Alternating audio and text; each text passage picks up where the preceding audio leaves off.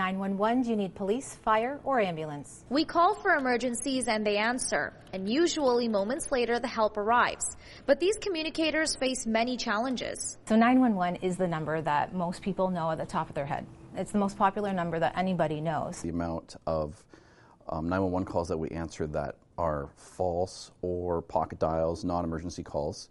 So about 25% of the workload on a daily basis is actually trying to manage and handle those types of calls. The operators have to call back every cell phone abandoned line to make sure someone on the other end doesn't have an emergency. They work 12-hour days and they typically take about 600 to 650 calls per day.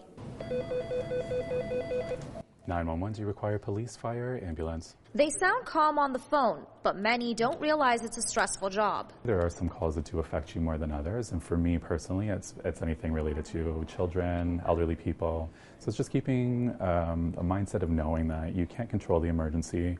What's happened has already happened. You're just working on making it better. They also have resources available to cope with the job. The supervisory and management team obviously during certain calls will check in with communicators to see how they're handling after a stressful call.